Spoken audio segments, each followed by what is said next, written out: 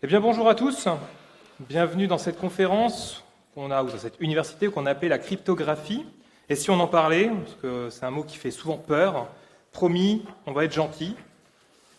Ce qu'on va voir aujourd'hui, c'est déjà, on va rapidement se présenter. On va vous parler de plein de mots qu'on entend tous les jours quand on parle de cryptographie, de sécurisation, de connexion. On va parler de chiffrement symétrique, de chiffrement asymétrique, d'échange de secrets. Et on finira à la toute fin par vous parler un petit peu d'HTTPS, en étant passé par les courbes elliptiques qui ont changé quelque peu les approches habituelles pour faire de la cryptographie. Bon, commençons par qui nous sommes, avant que vous vous demandiez qui nous sommes. Moi, je m'appelle Pierre Chénaud. La citation qui est en dessous me correspond bien. Ce compilateur n'est pas assez casse-pied. J'aime quand un compilateur me casse les pieds. Un compilateur qui n'est pas assez casse-pied, eh ben, je l'aime pas. Donc, vous allez voir qu'il y a certains langages que je n'aime pas pour ça. Qui je suis? Qu'est-ce que je fais? Je suis architecte solution et architecte agence chez Sopra Steria. Je travaille à Rennes. Ce que je fais tous les jours, je suis architecte, donc je fais de l'architecture. De la conception, du développement, j'ai une expertise plutôt orientée Java, même si j'interviens sur d'autres langages. Ce que j'aime, c'est ces différents logos et les technos qui vont derrière. J'aime Spring, j'aime Camel, j'aime RabbitMQ, j'aime Rust, j'aime Azure. Je n'aime pas Node.js, désolé les fronteux, j'aime pas Node.js. J'aime pas le Bitcoin, j'aime pas brûler de l'énergie pour brûler la planète pour faire de la spéculation. Désolé s'il y a des crypto-bros, bah au revoir. Et j'aime pas les artichauts, c'est pas bon. Bonjour à tous, Mathieu Roland. Je suis donc également à Sopra. Je connais pas les ordinateurs, apparemment. Donc, je suis leader technique à Sopra depuis bientôt 8 ans. Et donc, mon rôle en tant que lead tech à Sopra, je fais de l'architecture aussi, à moindre niveau, de la conception, du développement, et tout ça en expertise Java. Donc, pour l'instant, je me suis pas encore fâché avec Pierre. Ça va peut-être venir. Ce que j'aime bien, moi, c'est Spring. J'aime le faire dans du Kubernetes. Et par contre, moi, j'aime bien faire du Vue.js.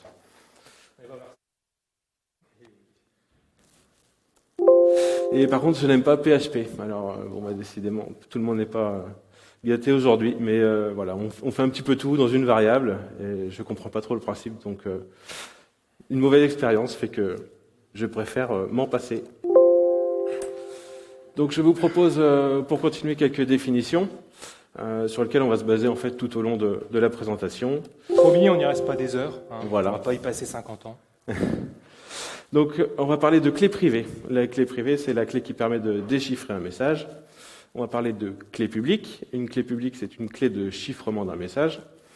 On va également parler de signature. Donc, c'est un mécanisme permettant de garantir la non-répudiation d'un document électronique et d'en authentifier l'auteur. La non-répudiation, juste le petit détail, c'est que la personne ne peut plus dire que ce document ne lui appartient pas. On va parler de condensat. Le condensat, c'est une représentation unique du contenu d'un fichier. Donc, on peut également appeler ça une empreinte numérique. C'est ce que l'on obtient en résultat d'une fonction de hash. On va parler de chiffrement symétrique. Donc, comme l'a dit tout à l'heure Pierre, c'est à partir de même clé, on va chiffrer et déchiffrer un message. Un exemple d'algorithme qui utilise ce mécanisme, c'est AES. On va également voir du chiffrement asymétrique. Donc cette fois-ci, c'est un chiffrement qui nécessite deux clés, donc la clé publique et la clé privée qu'on vient de citer tout à l'heure. Et donc à tour de rôle, il y en a une qui permet de chiffrer et l'autre de déchiffrer. Et enfin, la petite anecdote, c'est qu'on entend souvent cryptage, décryptage. Il faut savoir que crypter un message, c'est chiffrer un message sans connaître la clé publique ou la clé privée. Et décrypter un message, c'est trouver le message sans connaître les clés. Donc nous, on raye totalement ce mot de notre vocabulaire. On parle de chiffrement et de déchiffrement. Oui, à chaque fois que vous parlez de décrypter, sachez qu'un chaton mignon meurt. C'est très important. Alors, un focus sur la partie chiffrement symétrique. Donc on va voir Bob Alice. Alors vous n'êtes pas sympa, il n'y a personne qui s'est mis au premier rang. C'est pas grave, je sais monter des marches. Nous avons la techno qui commence à faire des siennes. C'est pas grave. Nous allons aider nos amis de la technique. Et on va trouver notre premier volontaire. Merci beaucoup. Je vais te donner, si tu veux bien, 2 clés privées. Donc gauche-droite, de chaque côté. Je vais te demander, j'ai oublié le stylo. Je te donne mes clés publiques, mes clés privées. Merci. Et je vais chercher un stylo. Et donc je vais te demander sur un seul des 2 papiers d'écrire une phrase qui rentre sur une ligne et d'en retirer le papier sur les 2 supports. Alors sache que tes mains sont en live. Ici. Gauche-droite. Oui, je peux écrire comme ça en temps réel, Voilà. mais il ne faut pas dérouler. Non, voilà, il ne faut pas dérouler pour l'instant. Il n'y a pas de sécurité si vous me filmez. Ce sont que des amis et personne ne va indiquer sur quel bâton tu as décidé de choisir d'encrypter ton message. Personne ne dira que c'est sur un bâton en bois. Personne. On garde le secret tous. Promis ? Ok, super. Tu peux dérouler le papier. Hop, ici. Juste là. Hop. Oui, c'est du chiffrement. Alors on le fait à l'ordinateur d'habitude, mais là on le fait à la main. C'est plus drôle.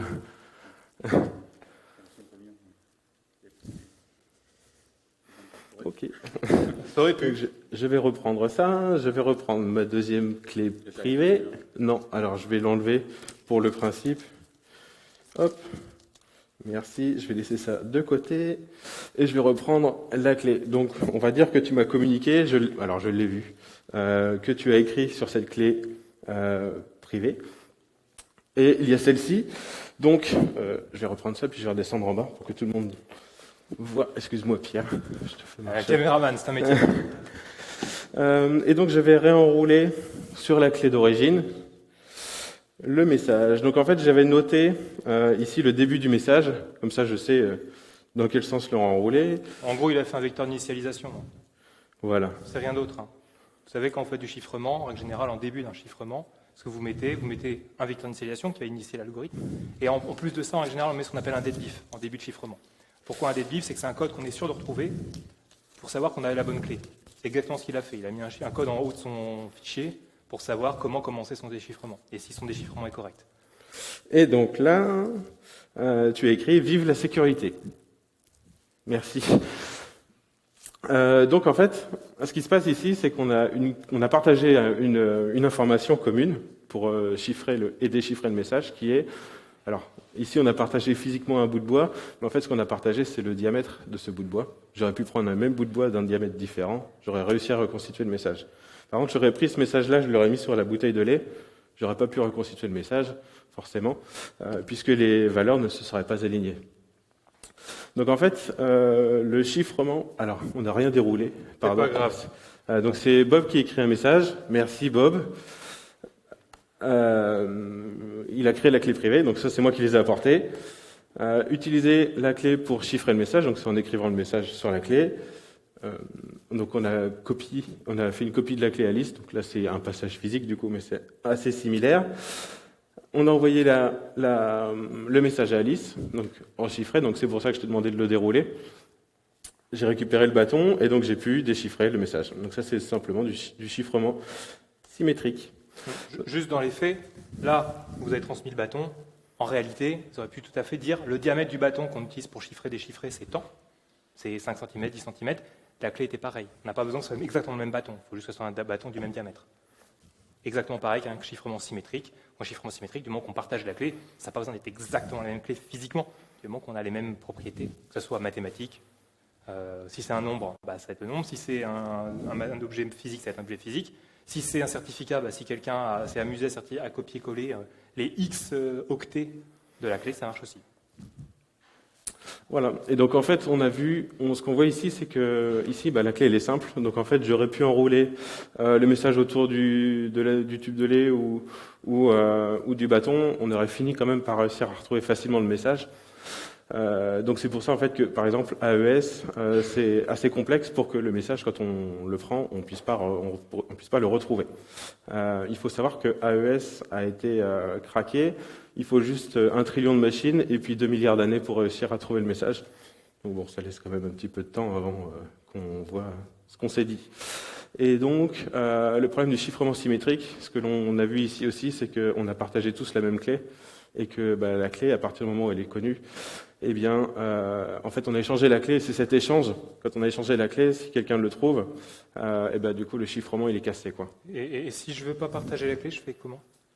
Et pour ça, on peut faire du chiffrement asymétrique. Bon, d'accord. Alors, du chiffrement asymétrique. Alors, par contre, j'ai peur de quelque chose, c'est que si on parle de chiffrement asymétrique, il va falloir parler de mathématiques. Donc, voilà, on avait indiqué dans la formation qu'on ne ferait pas trop de mathématiques. Pourtant, là, on va devoir en faire un peu. Pas bien compliqué, hein, les maths derrière ça. Donc, faut voir, c'est que derrière il se trame la théorie des ensembles. Ils ont point principalement par Georg Cantor. Pierre, oui. Il est 16h, c'est la fin de journée, là. Ouais. Du crois coup, que non non, ça le fait non, pas. Non. Bon, d'accord. Bon, alors on va passer à la suivante. Non, tu veux pas tu t'aimes pas je suis déçu. Bon, plus sérieusement, c'est quoi un chiffrement asymétrique? Si on revient sur la question de ce qu'est un chiffrement asymétrique, on va s'apercevoir qu'il y a quelques points qui sont vraiment importants et le reste, on s'en fiche. Première chose, un chiffrement asymétrique, c'est une opération. Hop là. Pourquoi il a avancé trop vite? Il a du mal, mon PC, là. Il en peut plus. Alors, je ne sais pas ce que fait mon PC. C'est très pratique. Donc, je fais suivant, ça marche. Je fais précédent, il ne veut pas. Bon, écoutez, pourquoi pas, hein. Voilà. Je dis donc qu'un chiffrement asymétrique, c'est quoi? C'est déjà une opération, principalement mathématique. On fait de la cryptographie principalement mathématique, mais qui n'explose pas. Alors, qu'est-ce que je veux dire par n'explose pas? C'est vous chiffrez un message, vous n'avez peut-être pas envie que la transformation de ce message fasse une longueur infinie ou multiplie par 1000 ou 10 000 la taille du message. Vous imaginez bien que vous voulez dire bonjour, il faut envoyer l'équivalent d'un dictionnaire à votre correspondant pour envoyer le message chiffré. Ça ne va pas être terrible si vous voulez regarder une vidéo YouTube en HTTPS. Une opération également réversible. Ouais, c'est le principe du chiffrement. Si je chiffre et que je ne sais pas déchiffrer, je suis en train de à moitié crypter, bref, ça ne permet plus d'échanger des messages, ça permet juste d'envoyer n'importe quoi. Une opération à peu près simple à réaliser, je dis bien à peu près simple, en tout cas simple à réaliser pour un ordinateur, même si pour nous aussi on peut le faire, à plus petite échelle. Mais en tout cas, une opération simple à réaliser. Vous n'avez pas un super ordinateur dans votre poche, même si les téléphones portables sont extrêmement puissants, vous n'avez pas le supercalculateur de la NASA ou de Météo France dans votre poche pour faire des calculs. Donc si ça prend 10 heures à chiffrer un message, ce n'est pas possible. Et dernière information qui n'est pas des moindres, on a besoin d'une opération mathématique qui, lorsqu'on voit l'opération et qu'on voit l'entrée, on ne puisse pas calculer facilement l'inverse ou l'opposé, en fait le symétrie d'un point de vue mathématique. Ça veut dire quoi? Ça veut dire que les opérations type plus et multiplier, avec des entiers, on va les oublier. Parce que si je vous dis, alors l'opération, sachant que la base de la cryptographie, c'est bien d'être public. Les opérations sont publiques et les clés sont les secrets. Donc si je vous dis, ok, l'opération c'est multiplier, ma clé publique c'est 5, et je garde ma clé privée. Je pense qu'il vous faut environ une demi-seconde pour me dire, la clé privée c'est 1 cinquième. Voilà, c'est dommage, c'est un peu trop facile. Parce que mathématiquement, on sait facilement déterminer le symétrique de 5 pour l'opération multipliée. Et donc, si on reprend ça en termes mathématiques, on a besoin de quoi? On a besoin, je remets ma slide de tout à l'heure, désolé Mathieu, on a besoin de quoi? On a besoin d'un ensemble. Alors mathématiquement, un ensemble, c'est quoi? C'est un tas d'objets qui ont à peu près des propriétés similaires. Fini, pour éviter ce que je vous disais tout à l'heure, c'est je veux avoir un message qui fait 4 lettres et qui devient un message de 10 millions de lettres. Si j'ai un ensemble fini, je peux à peu près le garantir en prenant un ensemble qui n'est pas trop grand. Si je prends un ensemble infini, j'ai aucune garantie. Donc ça ne marcherait pas. Sur lequel on peut réaliser des opérations simples, c'est quand même plus simple pour faire des mathématiques, d'avoir des opérations simples et que des opérations qui sont très complexes mathématiquement. Et des petites propriétés supplémentaires. Pourquoi ça? On va avoir besoin de quelques propriétés supplémentaires que sont une opération plus ou moins similaire à l'addition, une opération plus ou moins similaire à la multiplication, qui ont des neutres et qui sont symétrisables. Alors là, attention, j'ai sorti d'un mot mathématique, ça veut dire quoi? Pourquoi on demande ça? Tout simplement parce que ça nous permet que l'ensemble d'objets qu'on a choisis, qui peuvent ne rien avoir avec des nombres, vont être, d'une manière ou d'une autre, transformables et vont pouvoir revenir facilement, on dit à un isomorphisme près, voilà, mot compte triple en mathématiques, à un ensemble entier. Donc, qu'est-ce que ça permet ça? Ça permet, en fait, je manipule des nombres. d'une certaine manière. Des nombres qui n'ont peut-être pas la tête que j'ai habituellement en face de moi, mais des nombres quand même. Et en plus de ça, on va essayer d'avoir une loi dite d'associativité, en gros que le plus et le fois aient les mêmes propriétés mathématiques que le plus et le fois qu'on connaît sur les nombres entiers et les nombres réels qu'on voit tous les jours. Et une fois que vous avez tout ça, donc vous avez un ensemble d'objets finis avec des opérations qui ressemblent à des plus et des multipliés, on a ce qu'on appelle un corps fini. Donc si vous regardez de la documentation qui parle de cryptographie, 9 fois sur 10, on va vous parler d'ensemble ou de corps, parfois d'anneaux, mais en tout cas on parlera de ces objets-là. Et pourquoi on parle de ça? En gros, on est en train juste de vous dire, on n'a pas envie de se prendre la tête, on veut juste faire des maths avec des nombres entiers et faire des plus et des fois. Juste ça.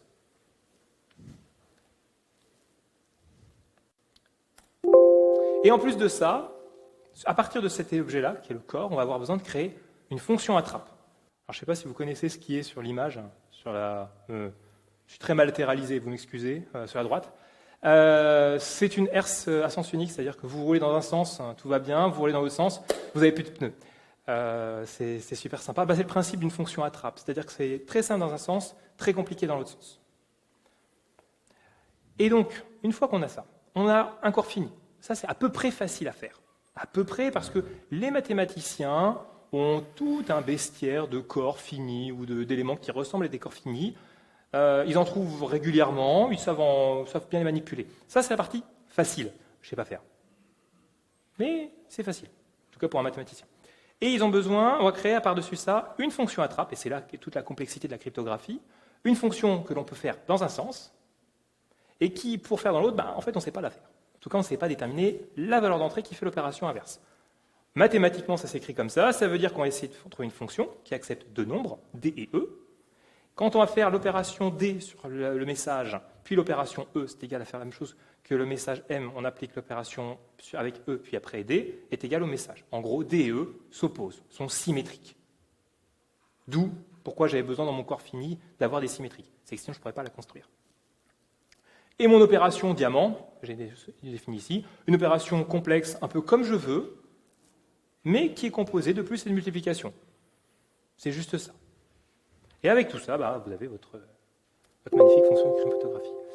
Alors une petite blague, moi qui me fait toujours très rire, je pense que je suis le seul à avoir trouvé ça rigolo.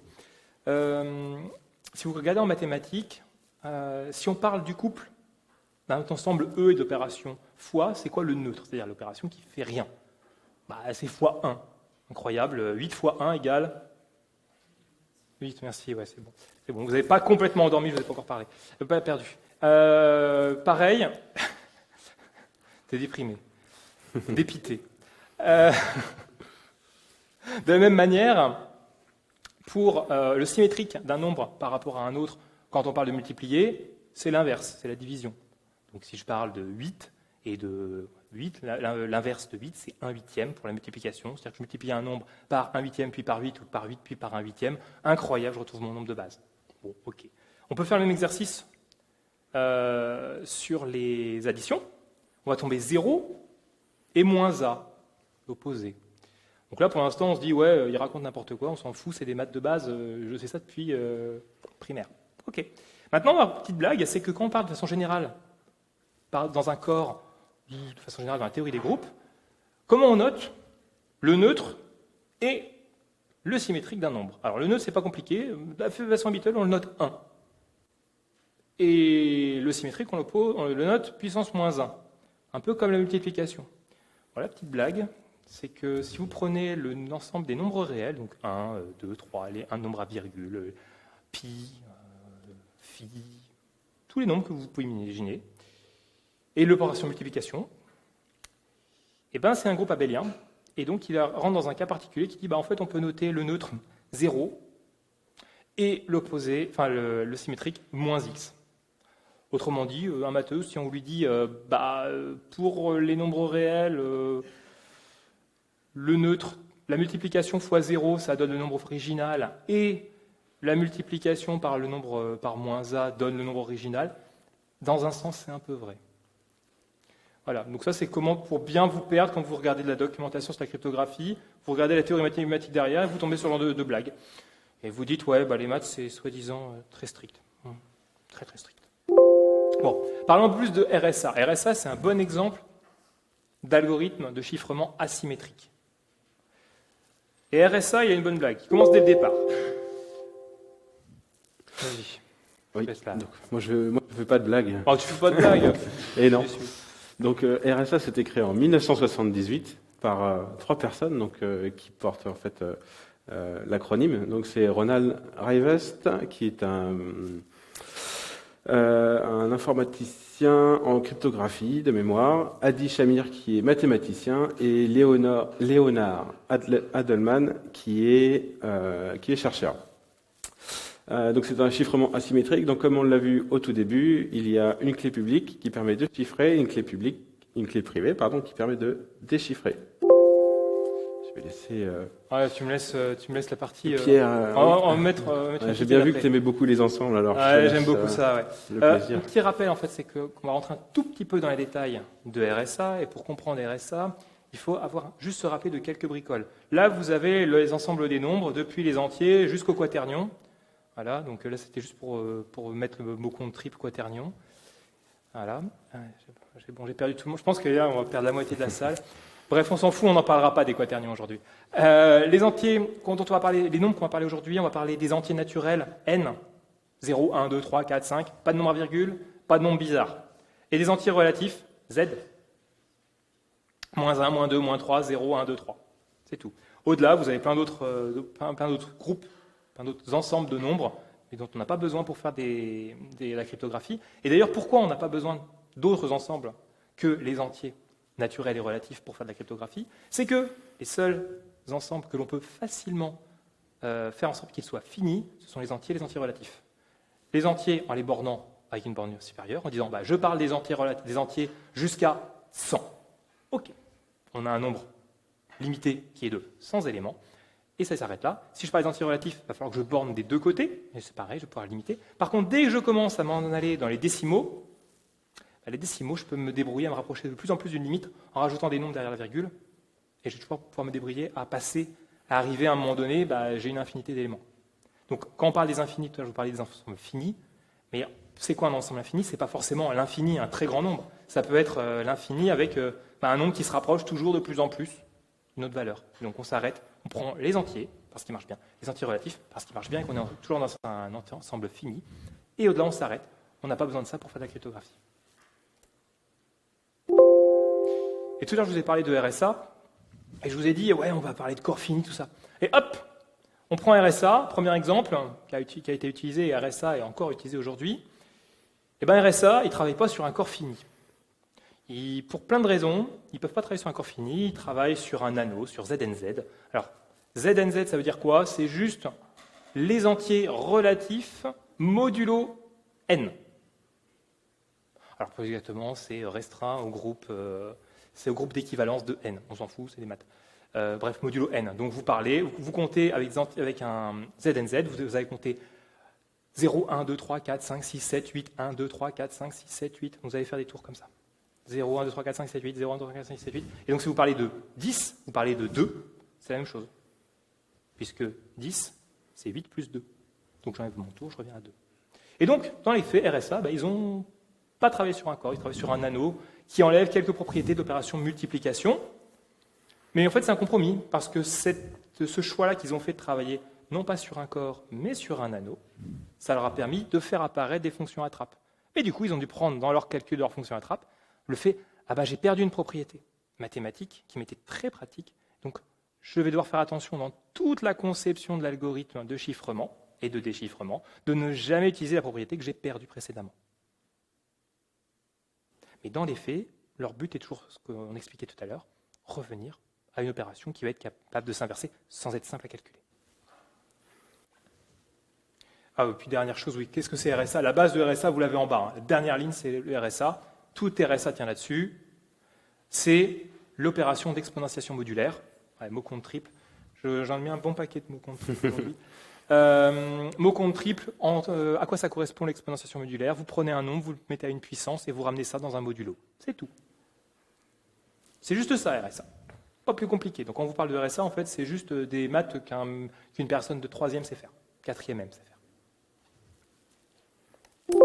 Et donc justement, on va pouvoir faire un exemple en fait pour voir que au final, même si RSA repose sur des concepts mathématiques assez que Pierre vient de définir juste à l'instant, vient d'expliquer juste à l'instant, en fait l'algorithme de RSA n'est pas forcément très compliqué.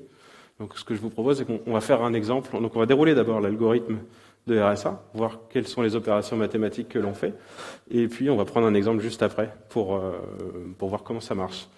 Donc en fait, on va déjà se fixer deux nombres, P et Q, qui sont premiers. On va calculer le produit P fois Q pour obtenir N, puis phi de N, tel que N, phi de N est égal à P-1 fois Q-1.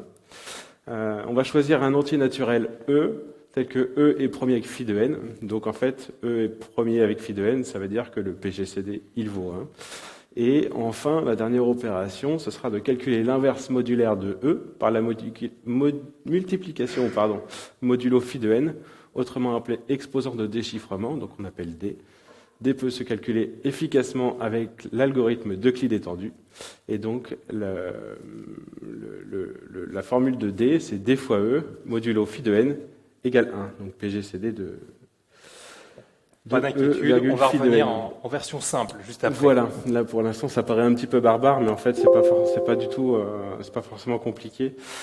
Et puis l'algorithme d'Euclide étendu, donc c'est ce qui permet de calculer le PGCD, mais aussi les coefficients de Bézout, qui sont que l'on note généralement U et V, et ils sont exprimés tels que A fois U plus B fois V égale PGCD de AB.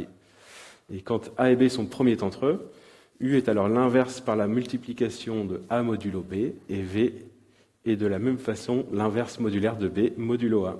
Donc on va prendre des exemples. Hein. Là, la phrase elle est un peu barbare comme ça. Hein. Voilà. Mais en fait, c'est pas compliqué. Et avant qu'on le fasse, juste pourquoi ça fonctionne, il y a quelques raisons. Alors attention, je ne rentre pas dans les détails. Il y aura 0 démonstration. Quand même, on a fait suffisamment de mathématiques. Pourquoi ça marche? Parce qu'on travaille sur ZnZ, donc sur les entiers relatifs modulo n. Donc première chose que je vous disais tout à l'heure, de travailler sur un ensemble fini, on est dedans. On est sur des entiers relatifs bornés. Donc parfait, on sait les compter, on sait combien il y en a. Ça ne va pas exploser. N, on l'en a choisi, on voit que c'est le produit de deux nombres premiers. Donc il y a peu de chances qu'en multipliant deux autres nombres entre eux, dans notre système de calculatoire, on tombe par hasard sur n. Parce que si on tombe sur n, on va arriver sur 0. Autrement dit, vous perdez votre message. C'est un peu dommage. Et pourquoi ça marche? C'est toute la théorie qui tombe quasiment tout le temps en cryptographie actuellement. C'est que quand vous allez faire l'opération dans un sens, quand vous allez faire les multiplications, oui, parce que puissance et multiplication, on est d'accord, hein, c'est la même chose. Quand vous faites votre multiplication, à chaque fois que vous faites votre multiplication, donc 8 puissance 3, vous faites 8 fois 8 fois 8. Quand on fait cette opération-là, on fait 8 fois 8, on peut s'arrêter là, on peut déjà voir, ok, on dépasse de mon modulo, je sais pas, je suis arrivé à 23, ok. Je vais revenir dans mon espace, je vais faire mon opération modulaire et je vais pouvoir recontinuer. Et comme ça, je n'ai jamais explosé d'un point de vue complexité, que ce soit en mémoire, que ce soit en stockage, que ce soit en CPU. Je vais toujours avoir des nombres qui sont de taille raisonnable. Par contre, si vous essayez de faire l'opération inverse, vous partez de la fin, vous essayez de savoir qu'est-ce qu'il y avait à l'origine. Vous ne savez pas combien de tours ont été faits entre-temps. Peut-être qu'à la troisième multiplication, il n'y a pas eu de retour dans l'espace entre 0 et n. Peut-être qu'il y en a eu, peut-être qu'il y en a eu plusieurs, vous ne savez pas. Et donc, cette absence d'information fait que vous êtes obligé d'explorer tous les champs possibles. Donc, à chaque étape, on multiplie le nombre de cas possibles. Alors que dans le sens de la multiplication, non, c'est simple. On dépasse, on recoupe, on revient à la taille qui nous va, et on continue. Je te laisse faire la petite démo. La petite démo. Très bien. Donc, on a dit tout à l'heure que c'était simple, donc on va l'appliquer. Vous avez le droit alors, si vous avez une calculatrice de tête, vous avez le droit de prendre sur vos PC ou sur vos téléphones portables, vous pouvez faire vos calculs si vous voulez. Sinon, vous suivez ce que dit Mathieu, il a complètement raison. Voilà. Et j'ai vérifié, ils sont à peu près justes. Donc on a choisi P égale 11 et Q égale 13. Alors on a dit que c'était des chiffres premiers. On aurait pu prendre un peu plus petit pour faciliter encore le calcul de tête. En fait, mais le problème c'est quand on prend par exemple 3 et 5, on tombe sur des cas particuliers au niveau des clés publiques et des clés privées. Donc on a choisi 11 et 13 qui sont plus représentatifs. Donc on calcule n nous donne 143, phi de n nous donne 120, et enfin on choisit e, tel que e est compris entre 1 et phi de n, et surtout la propriété extrêmement importante, c'est de ne pas oublier que le PGCD de e virgule phi de n donne 1. Si on conserve pas cette assertion-là, notre algorithme ne marchera pas. Donc ensuite on a parlé d'inverse modulaire. Donc on va déterminer l'inverse e phi de n, e modulo phi de n avec, donc j'ai juste repris les valeurs du slide d'avant, hein. C'est e égale 7 et phi de n égale 120. Donc ce qu'il faut savoir, c'est que l'inverse modulaire, en fait on peut l'exprimer de cette façon, c'est 7 fois d égale 1 modulo 120 à 120 qu'après. Forcément, on a dit qu'on était modulo phi de n, donc modulo 120, donc on est à 120 qu'après, 1 plus 120 qu'après de 7 fois d. Donc si on revient au théorème que l'on avait cité avant, qui était a fois u plus b fois v égale 1, on retombe sur l'opération 7 fois d moins 120 k égale 1. Vous allez me dire, oui, mais dans l'opération de Bézout, c'était un plus. Là, on met un moins, c'est pas grave, en fait, on est dans Z. Donc Z, on a les positifs et les négatifs. Donc en fait, ici, on peut dire que c'est plus moins 120K. Ça marche. Et donc l'objectif, c'est de résoudre l'équation 7 fois d est congru à 1 modulo 120. Et est-ce qu'on peut faire cette opération? Est-ce qu'on est sûr qu'on va trouver une valeur de d? Eh bien oui, on peut, parce qu'un entier A admet un inverse modulo n si A et n sont premiers entre eux. Et on a bien choisi au début des valeurs, un E qui est premier avec phi de n. Donc on peut partir sur le calcul de la détermination de d. Et donc en fait c'est rien de très compliqué. Pour trouver d, eh bien, on va prendre toutes les valeurs, on va les essayer, et je vous épargne tous les calculs qu'il faut faire, puisqu'il faut aller jusqu'à 103 pour trouver un 7 fois d congru à 1 modulo 120 égale 1. Donc c'est d qui fait 103. Ouais. Ou alors on demande à l'ordinateur de le faire à notre place. Ça marche aussi. L'ordinateur il sait calculer, du coup c'est pas mal. Super pratique. Donc on va retrouver une clé publique qui est composée du couple n et e, donc soit 143,7, et d'une clé privée qui est composée de n et de d, donc 143,103. Alors, le chiffrement, il se fait avec la clé publique, et il s'obtient tel que le code est égal au message à l'exposant e modulo n, et le déchiffrement, donc il se fait à l'aide de la clé privée, et on obtient le message avec le code obtenu juste avant, puissance d modulo n. Donc avec ce jeu de clés, il est possible de chiffrer une valeur de c allant jusqu'à n-1. Donc si on prend l'exemple du message 8, eh bien on va faire 8 puissance 7 modulo 143, je vais éviter la lecture du chiffre illisible, et qui donne au final 57. Et enfin, quand on essaie de déchiffrer, donc on fait 57 puissance 103 modulo 143, et ça nous donne bien 8. Donc on a bien réussi à recomposer notre message d'origine. La seule chose qu'il faut savoir ici, c'est qu'on va utiliser la méthode de calcul d'exponentiation modulaire ici, puisque 57 puissance 103, vous pouvez essayer sur votre calculatrice, ça ne marchera pas. En fait, ce que vous allez faire quand on fait l'exponentiation modulaire, on ne va pas s'embêter. On va faire 57 fois 57 fois 57 fois 57. Oh, ça devient trop grand. On ramène dans notre zone de confiance, là, entre 0 et n, puis on continue. Il nous reste quelques multiplications à faire. Les propriétés dans ZNZ sont les mêmes qu'avec la multiplication habituelle. Tout l'intérêt d'être dans un truc qui ressemble à un corps, dans notre cas présent un anneau, c'est que les multiplications ont les mêmes propriétés qu'avec des nombres entiers. Donc vous pouvez faire 3 fois 3 fois 3 ou 3 fois 3 fois 3, ça marche toujours. Les opérations sont vraies. Vous pouvez faire votre opération modulaire quand vous voulez, quand ça vous intéresse. Je reviens juste sur un truc que tu as précisé. On est limité à la taille de n pour chiffrer notre message. Alors, oui et non.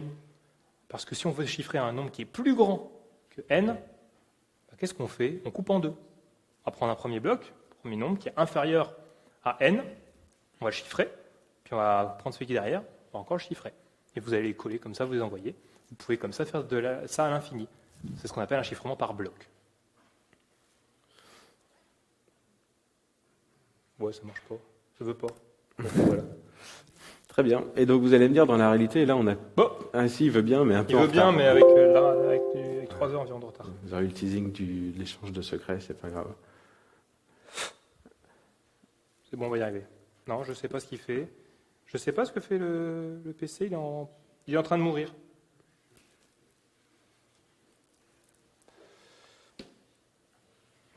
Ok, ça m'énerve. Ok, pardon. Merci. Pas de problème. Et donc, vous allez me dire ici, bah oui, c'est pratique, ça marche parce qu'on avait 8, mais dans la théorie, on n'a pas forcément 8 à encoder. Mais en fait, on va juste convertir en caractère ASCII et par bloc, donc comme le disait Pierre, pour obtenir une valeur. Et puis après, bah, le déchiffrement va aussi reconvertir les chiffres vers l'ASCII.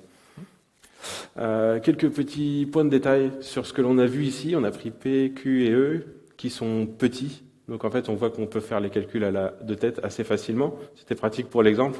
Par contre, dans la réalité, mettez pas ça en prod, hein, parce que là, sinon tout le monde va réussir à rapidement trouver le contenu. Et donc il y a quelques attaques qui existent, notamment l'attaque de Winner et l'attaque de Hastat. Donc je vais pas forcément expliciter le contenu, mais c'est des attaques qui sont détaillées et donc qui sont reproductibles suivant certains critères, notamment pour l'attaque de Winner. Si D est inférieur donc, à 1 sur 3 fois n puissance 1 sur 4, donc ce qui veut dire qu'en fait... T'as pas eu ton micro? Allô? Ah, c'est bon, c'est revenu. Avec des petites valeurs, du coup, on trouvera facilement. On pourra facilement casser la clé. Alors, on va parler un petit peu de l'échange de secrets. Alors, l'échange de secrets, ça correspond à quoi? Ça fait, vous avez envie d'utiliser du chiffrement à clé symétrique, comme tout à l'heure, avec le papier, mais vous n'avez pas forcément envie d'échanger facilement les clés, enfin, vous n'avez pas de solution facile pour échanger les clés. Je m'explique. Le problème du chiffrement symétrique, c'est cette clé, qui est le secret qu'il ne faut que personne ne connaisse. Donc, par exemple, qu'il n'y ait pas un petit malin qui soit en train de filmer le choix de la clé avec une caméra. Toute ressemblance avec ce qui s'est passé il y a quelques minutes et ce serait totalement fortuite. Donc, pour résoudre ça, il y a plein de solutions. Enfin, plein. Typiquement, l'armée en a une. L'armée, qu'est-ce qu'ils font? Ils déterminent un secret dans un lieu ultrament sécurisé, un bunker, que sais-je. Ils déterminent leur clé. Et puis, ils vont la mettre, alors soit sur un support numérique, type clé USB, soit en version imprimée, si c'est pour faire un backup. Et comment ils vont s'assurer qu'une seule personne reçoive ce secret?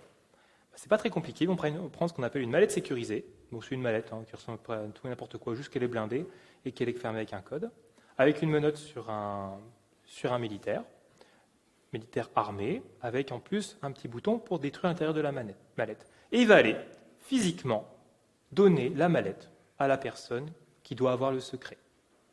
Pour les échanges de secrets de très haut niveau dans le militaire, c'est ce qui se produit.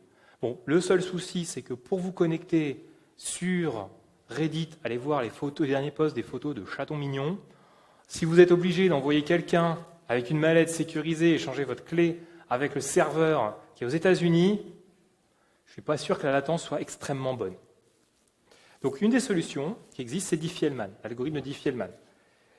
L'idée, donc, le problème, c'est ce que je viens de vous expliquer. La solution qui est proposée par Diffie-Hellman, c'est de ne pas créer un secret tout seul, puis de le donner à l'autre, mais de le construire ensemble, et de le construire ensemble uniquement en partageant des choses que l'on peut échanger publiquement. C'est-à-dire qu'on va pouvoir énoncer tout ce qu'on veut publiquement, mais même avec toutes les informations publiques qu'on va échanger, à aucun moment, le secret final ne va être visible.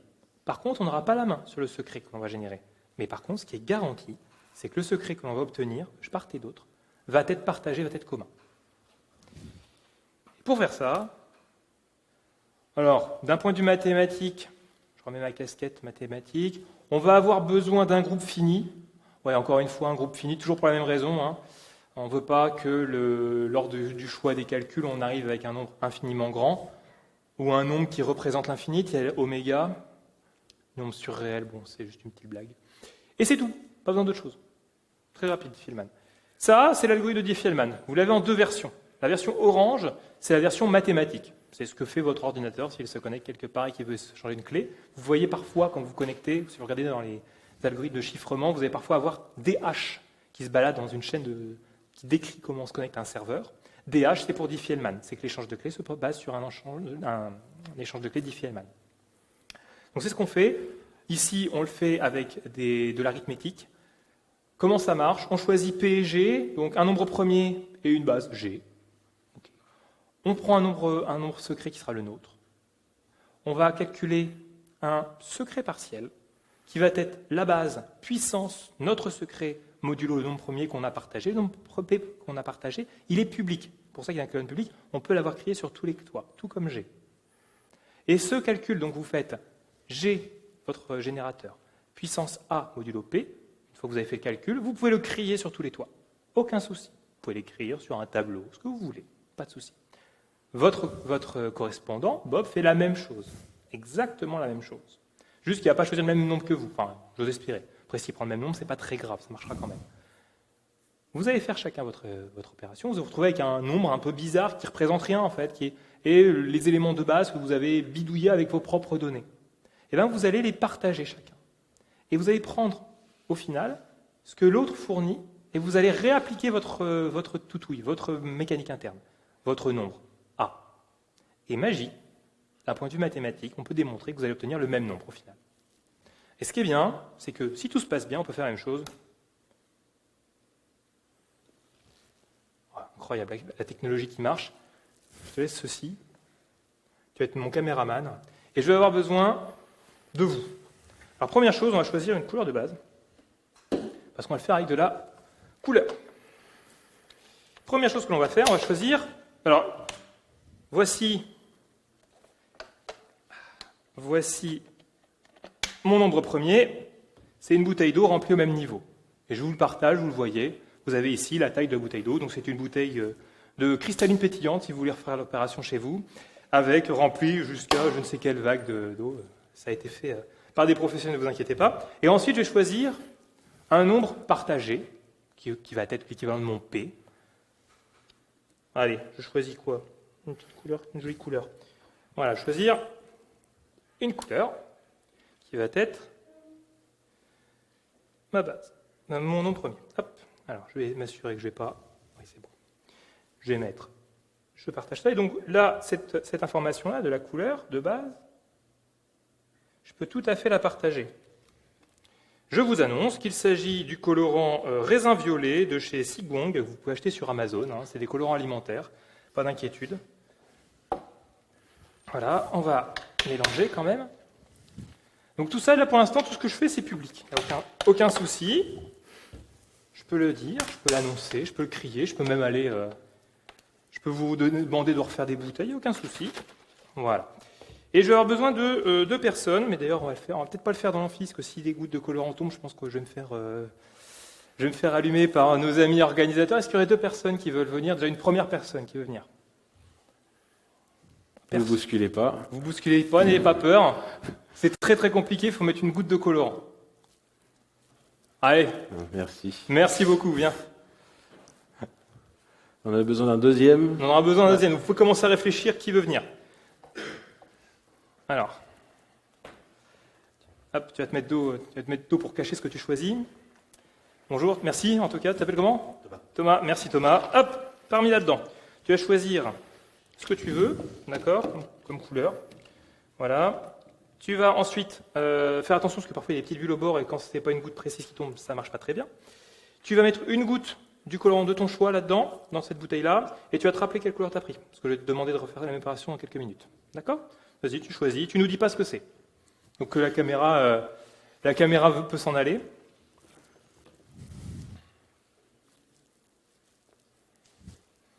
Donc là, Thomas est en train de faire son opération mathématique qui correspond à A égale G puissance A modulo P.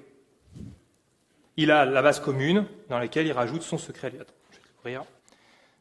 Ouais, c'est des bouchons tac, un peu magiques. Merci.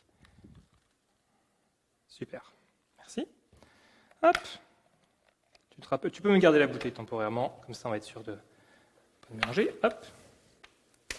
Voilà, et voici grand A, enfin grand T, ce que va partager Thomas. Je le montre, c'est public. Voilà, alors si je vais voir n'importe qui, je vous demande quelle couleur il a mis dedans. pour avoir une idée générale, parce qu'on travaille avec des couleurs, c'est pas très compliqué, mais avoir la couleur précise parmi les, je crois que j'ai 12 ou 15 colorants, vous allez avoir un peu plus de mal. Maintenant, on va prendre une deuxième personne, un deuxième volontaire. Super, merci beaucoup.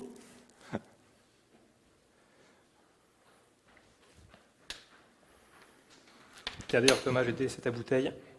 Tac. Je laisse ta bouteille pour l'instant. Tac. Vas-y.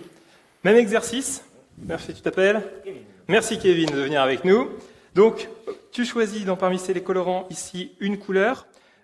Tu mets une goutte en faisant attention parce que parfois il y a des bulles d'air en haut. Donc, si ça fait pas une goutte complète, ça fait un peu le bazar. Donc, s'il y a du d'air, tu peux amorcer sur le sopalin qui est ici.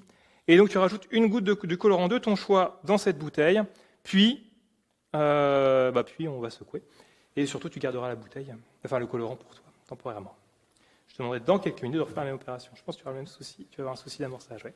Tu peux y aller, c'est pas grave si c'est pas bien avancé. Super. Super. Merci. Tu gardes la bouteille, comme ça tu vas garder le colorant. Ouais. Voici.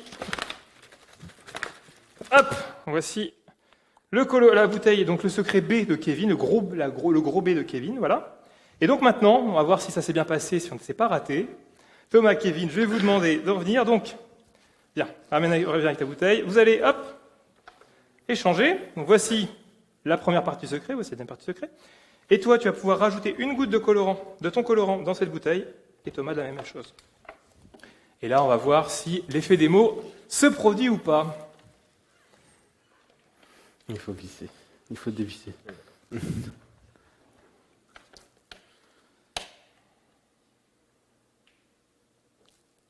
Ok.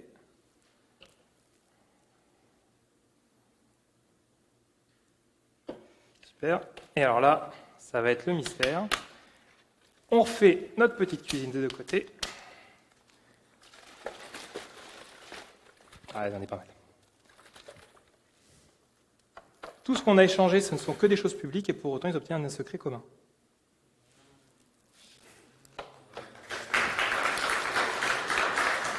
Voilà. Donc voilà, c'est ça le principe de Diffie-Hellman. Rien d'autre. Sans maths, sans rien, juste avec que des colorants, ça marche.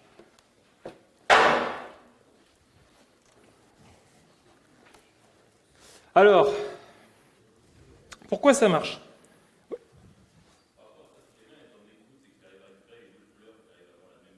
Alors, les deux couleurs, tu parles des deux colorants qu'ont choisi Thomas et Kevin ? Oui, effectivement. Si, mais alors par contre, cette opération-là, tu l'as fait en local. Tu l'as fait sur ta machine.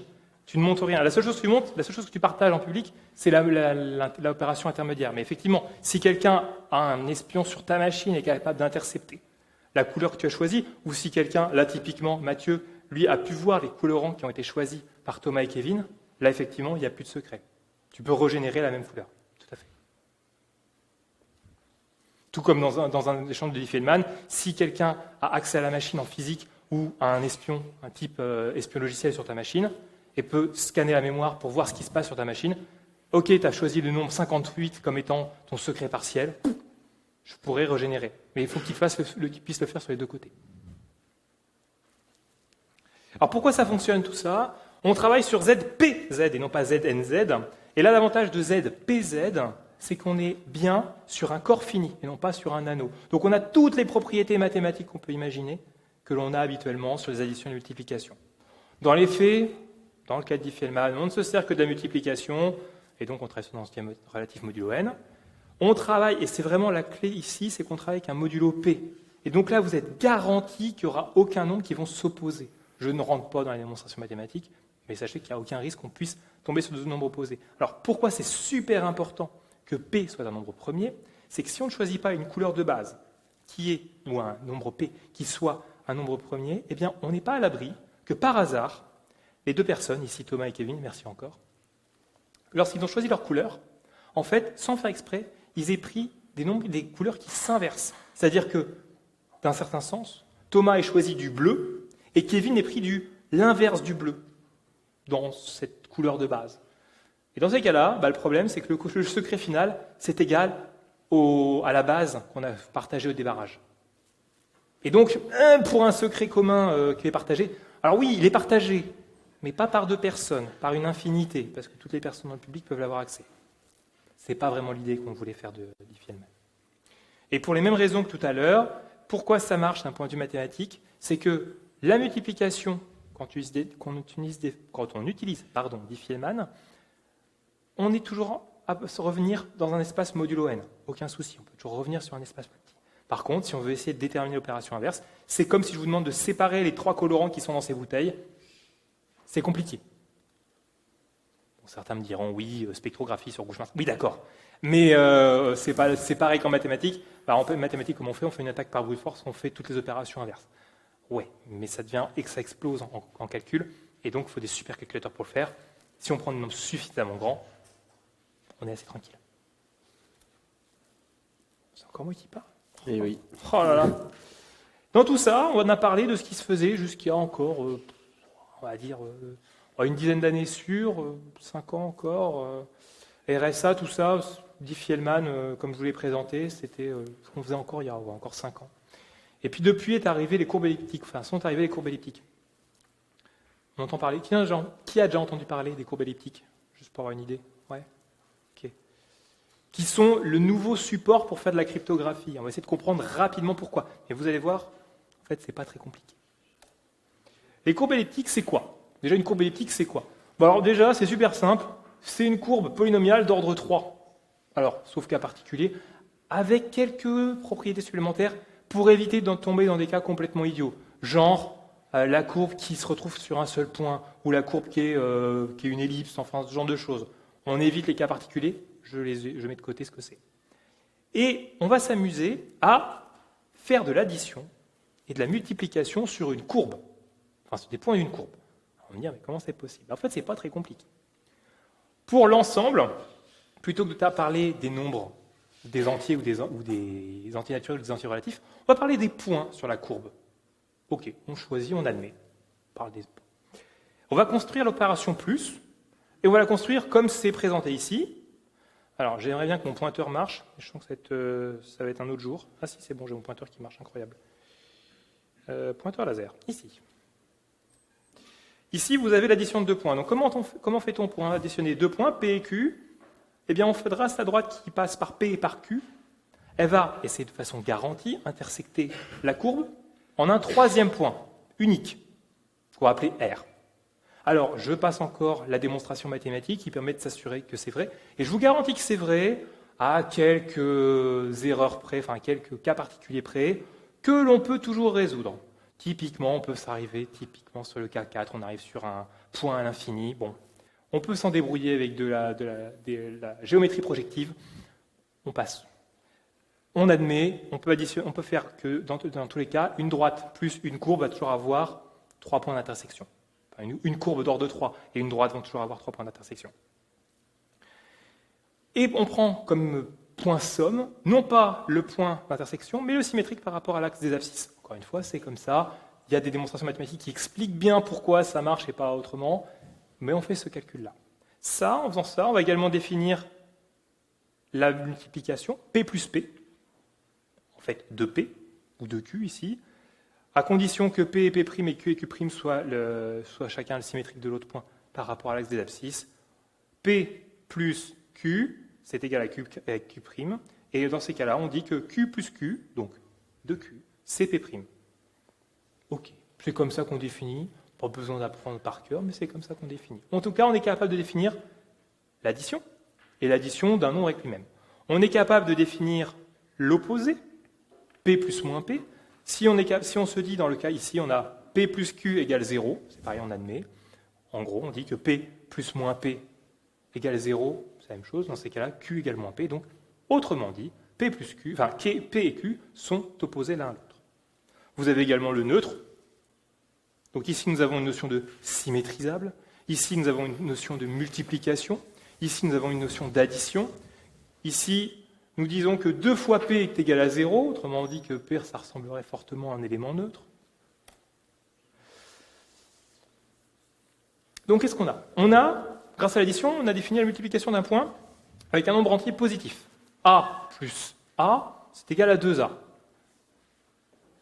Ouais, ça fait un petit pont. On a fait que de l'addition, on a défini l'addition, et hop, on commence à travailler de la multiplication. On va également définir la multiplication par un nombre entier relatif. Pourquoi? Parce que moins a plus moins a, bah, ça fait moins 2a.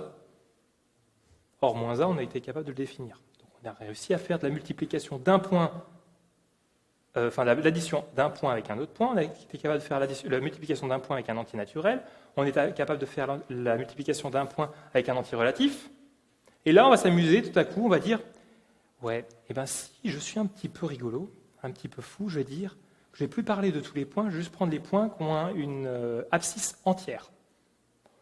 Autrement dit, je vais pouvoir, à une petite manipulation mathématique près, dire qu'un point et un nombre entier relatif, c'est la même chose. Encore une fois, on va parler d'isomorphisme en mathématiques, on s'en fiche. Mais en tout cas, c'est ça le jeu, le petit tour de passe-passe qu'on vient de faire. Si on se dit, on va prendre les points d'abscisse relative. Donc, grosso modo, un point, c'est un entier relatif. Et une fois qu'on a ça, si on s'amuse en plus à le borner en se disant, je ne vais pas prendre les points au-delà d'un nombre P, qu'est-ce qu'on a? Alors, on travaille sur un ensemble fini, parce qu'on s'est dit qu'on allait on va prendre les points d'abscisse entière jusqu'à un certain point. OK, on est sur un ensemble fini. On a deux opérations. Ah oui, parce qu'on a une addition et une multiplication. Les additions, on a vu qu'elles étaient symétrisables. Les multiplications aussi sont symétrisables, c'est-à-dire qu'on est capable d'avoir l'inverse ou l'opposé. Elles sont associatives. Je ne vous montre pas la démonstration, mais je vous garantis qu'elles le sont. Elles ont un neutre, ça on l'a vu. En choisissant les bons points, on est capable de dire qu'elles ont un neutre. Il y en a une qui est commutative.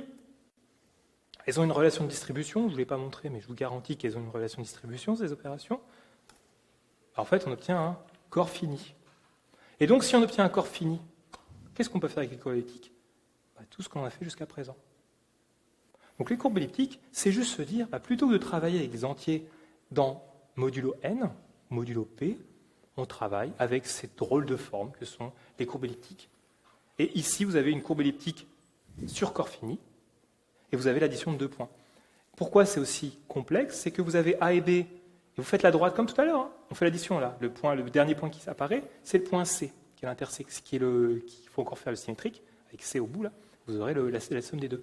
Mais pourquoi c'est compliqué? C'est que là, regardez, on est avec des modulos. Donc, dès qu'on dépasse l'espace, on recommence de l'autre côté, comme tout à l'heure. Tout à l'heure, je vous ai dit, on fait 0, 1, 2, 3, 4, 5, 6, 7, 8, 0, 1, 2, 3, 4, 5, 6, 7, 8. Enfin, 0, 1, 2, 3, 4, 6, 7, 0, 1, 2, 3, 4, 5, 6, 7. On va jusqu'à 8. Là, c'est pareil. C'est juste que on est dans l'espace. J'arrive au bout, c'est pas grave, je recommence de l'autre bord, que ce soit en ordonnée ou en abscisse. Et pourtant, j'ai toujours mes mêmes propriétés. Et là, donc, toutes les théories, toutes les mathématiques, tous les algorithmes de cryptographie que j'avais pu mettre au point avec les nombres entiers relatifs et les opérations modulaires, je peux les projeter dans les courbes elliptiques. La seule chose, c'est que les courbes elliptiques sont beaucoup plus dures à casser. Là, pour le coup, ça apparaît d'autres complexités mathématiques. Mais on peut rapidement sentir quand on voit ce graphe-là, pourquoi c'est aussi compliqué de casser, c'est que vous n'avez plus la forme, donc vous ne pouvez pas savoir quel est le point après l'autre. Vous ne pouvez pas déterminer l'équation de la courbe elliptique. Donc, est-ce que ce point, le point qui est ici, il est avant ou après la courbe que ce point-là? Je ne sais pas. Et puis, quand je suis sur le point C, comment je fais pour revenir en arrière? Ok, le symétrique, c'est pas compliqué par rapport à l'exercice, mais d'où je pouvais bien venir? De quelle direction je pouvais bien venir pour qu'il y ait deux points qui intersectent la courbe? J'en sais rien. Même en connaissant B, c'est très compliqué. Parce que même si je sais que c'était le point B là, le point 1 des antécédents, mais comment je fais? Parce que j'ai plein de chemins pour le faire. J'ai pu partir par là, puisque je rebondis. C'est comme si j'étais dans une boîte avec plein de miroirs partout. Je ne sais pas d'où j'ai pu venir. Et donc c'est là que vient la complexité. On a une complexité qui était, je ne sais pas où j'ai fait tour, et là c'est, je ne sais pas où j'ai rebondi, dans ma boîte miroir. Et donc, revenons sur quelque chose peut-être d'un peu plus simple, les fonctions de H. Alors, une fonction de H, qu'est-ce que c'est? C'est donc pour une donnée de taille arbitraire, on associe une image de taille fixe. Donc, on connaît tous le MD5, on passe nos données dans le MD5, on a toujours un résultat qui a la même taille. Et donc, l'une des propriétés essentielles est qu'elle ne peut pratiquement pas être inversée. On ne peut pas, à partir du H de la MD5, retrouver le message d'origine. Et donc la fonction de hash prend en entrée un message et nous produit un condensat dont on a vu la définition au tout début. Quelques propriétés mathématiques quand même de la fonction de hash, c'est qu'elle est déterministe, donc on obtient toujours la même valeur à partir du même message d'entrée. Ça serait un petit peu difficile de ne pas avoir cette propriété. La valeur se calcule facilement. On a une résistance à la préimage, donc en fait la préimage c'est la réciproque en fait de la fonction. Et puis la résistance à la seconde préimage et la résistance à la collision. Donc en fait la résistance à la collision bloque la résistance à la seconde préimage. Et cette collision, donc on connaît tous la collision des MD5. C'est à partir de deux messages différents, on obtient le même condensat. Et donc, je l'ai cité plusieurs fois, on a quelques exemples de fonctions de hash. On a le MD5 et le SHA-256. Et puis le MD5 maintenant qu'il faut vraiment éviter d'utiliser puisque maintenant on sait tout à fait qu'il y a des collisions. D'ailleurs, il y a des outils sur Internet qui permettent de reproduire ces collisions. Juste un truc important à voir, hein, c'est que la propriété mathématique qui est résistance à la préimage, il n'y a pas de préimage, ni il n'y a pas de collision. C'est juste que on n'est pas capable de les déterminer et de construire nous-mêmes un message qui obtient le même condensat. Pour autant, vu qu'on réduit énormément l'espace, puisque la fonction de h va revenir dans un espace fini, certes énorme, mais fini, il est garanti qu'il y a des collisions. C'est garanti. Donc c'est sûr qu'il y a quelque part un message de longueur que je ne connais pas, d'une forme que je ne connais pas, qui a le même H que bonjour haché en MD5 ou en SHA-256. C'est sûr. C'est juste que mathématiquement, on n'est pas capable de déterminer quel est ce message. Et par hasard, si on avait énormément de temps à passer, on pourrait faire des tirs et des tirs de calcul et on trouverait des messages qui ont le même condensat. Et c'est important à penser puisque le fait qu'on n'est pas réversible, pas capable de revenir en arrière, ne prévient pas de par hasard, je tombe sur deux messages qui ont le même condensat.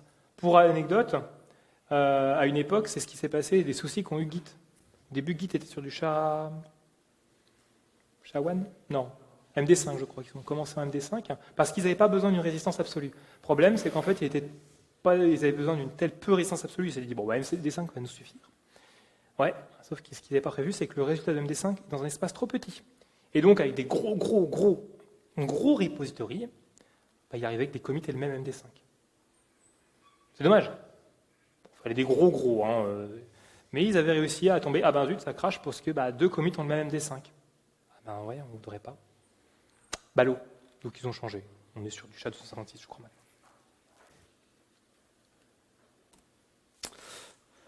On va parler aussi de signature numérique.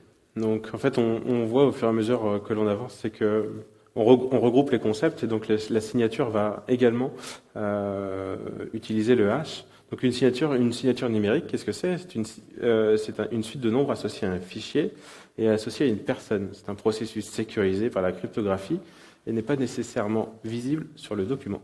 C'est-à-dire qu'on n'affiche pas forcément la signature sur le document, ça on le sait tous, on a déjà eu des documents signés numériquement et pourtant ça ne se voyait pas forcément. On garantit, donc cette signature permet de garantir l'authenticité du document et de la personne qui détient ce document, l'intégrité du document, et donc comme on l'a cité également au début, la non-répudiation, donc on ne peut pas dire ce document je ne le connais pas. L'intégrité du document, on ne peut pas modifier le document et dire c'est bon, c'est ça qui a été signé, alors qu'en fait on a changé des choses dedans, donc ça c'est aussi grâce à l'utilisation des fonctions de hash. Et puis l'authenticité du document. Donc ça, on va faire appel à une certification d'autorité. Donc c'est ce qu'on appelle le CA. Et comment ça marche ? Donc on va avoir donc l'objectif, voilà, c'est bien d'approuver un document. Donc on va retrouver Bob encore, qui va avoir ces informations d'authentification. Donc Bob, donc les informations d'authentification qui sont nécessaires pour le CSR, on va détailler un petit peu tout à l'heure, plus en détail, mais on va retrouver notamment le nom et principalement en fait la partie qui m'intéresse, c'est qu'on va aussi retrouver une clé publique. Donc Bob, il va envoyer ces informations sur son ordinateur, il va saisir sa petite donc CSR, Certificate Signing Request. Il va l'envoyer à une autorité de certification.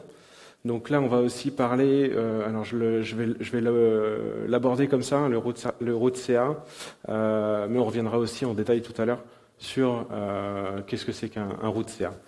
Donc on va envoyer tout ça à notre autorité de certification.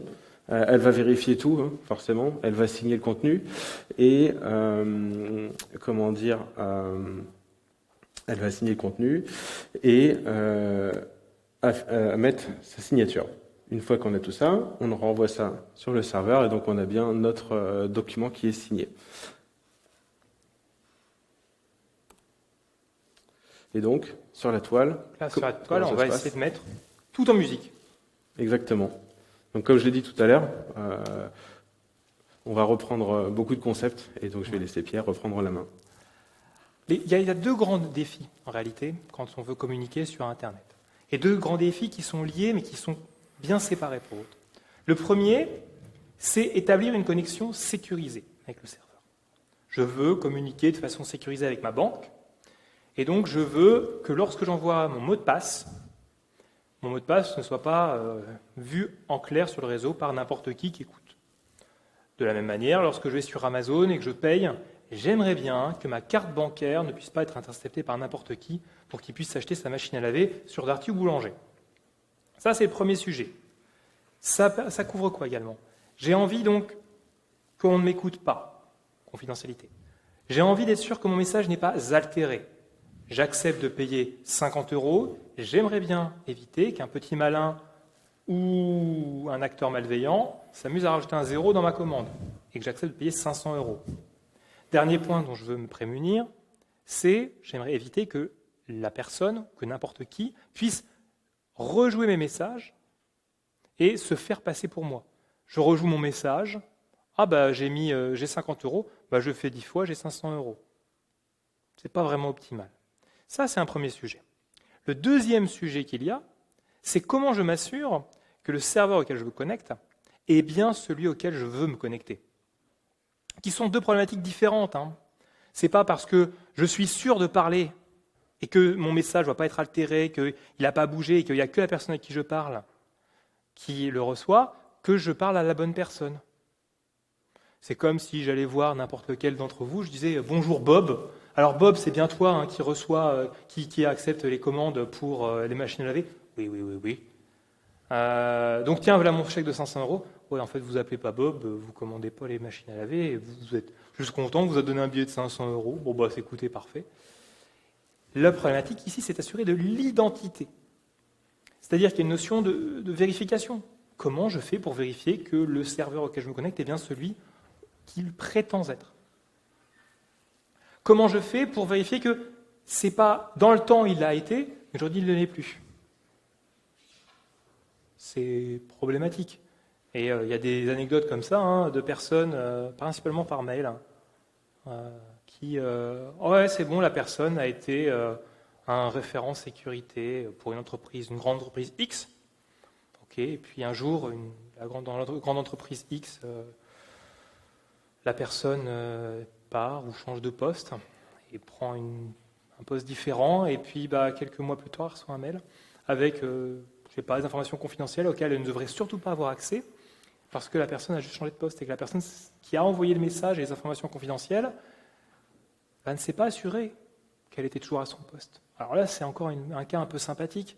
Imaginez, vous avez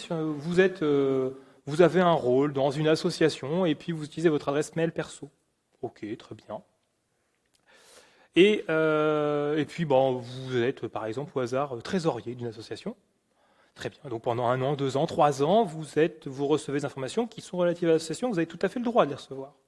Et puis, la vie étant ce qu'elle est, vous sortez de l'association, vous allez sur un autre domaine, et puis, vous oubliez.